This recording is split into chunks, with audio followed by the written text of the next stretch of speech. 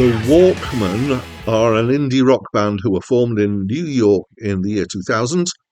They existed from 2000 to 2013, in which time they released 7 albums. They have reunited in 2023, but so far there have been no new albums. Hi, my name's Dan. So this was the second album by the Walkmen, and it's my first encounter with them. I don't think I've even heard of them before. So I had no idea what to expect when I started playing this, and what I got was indie rock, I would describe it as. So a lot of indie rock, I have this kind of description or thought about indie rock that they use the rhythm guitar as a like a sonic curtain, and it's this great big washy backdrop that they have in a lot of the songs. And this album does that to even more extremes uh, than some bands do. So there's quite a lot of echo and reverb on that. So it really kind of evens it out and makes it this really kind of big wash of guitar in there. Along with that, and the kind of, I'm going to say the songwriting, but what I mean by that is the musical aspects of that. So the sounds that are used, the structures, the chords, the speeds, the rhythms, and things like that reminded me somewhat of bands of the ilk of the Kaiser Chiefs or Franz Ferdinand or the Zootones or someone like that. But probably a bit less poppy, I would say, than that. The in some ways the voice, so the guy who sings is called Hamilton, and his voice does sound at times a bit like that kind of band. But the person he really reminds me of in his singing is early Rod Stewart. So he's got a kind of croaky smokiness to his voice that actually I really like. I think his voice is great.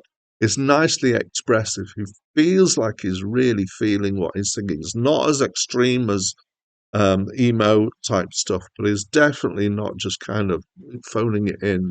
He's definitely um, got a good deal of his own emotion going on here, or certainly he gives that impression. Some of the songs are a bit quieter and more quirky. So a couple of them I'm going to pick out. There's New Year's Eve and Hang On Siobhan. And both of those are kind of the less rocky, and they're a bit kind of lo-fi actually in feel. Hang On Siobhan's very kind of spacey and spaced out.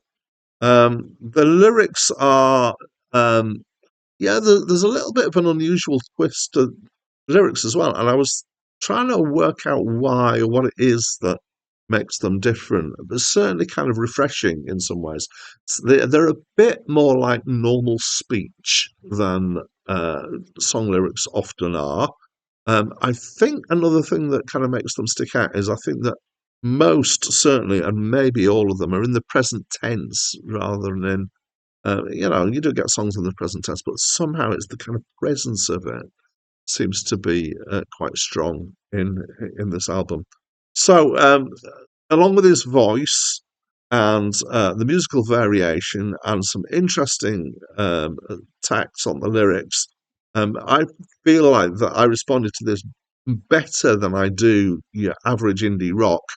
I'm often quite dismissive of indie rock if I feel like it's just just another indie rock band with this washy sound. But I think they made good use of it, and it's a good combination. So I quite enjoyed this album.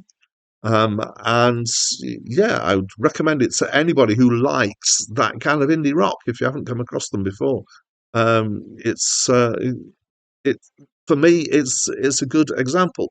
It may be that people who really like the indie rock that I am a bit dismissive of won't like this because it's less typical. So um, there you go. Anyway, at this point, as always, I'd like to invite you to tell me what you do think about this album. So please do. And the easy way of doing that is by leaving a comment. And that's it from me for now.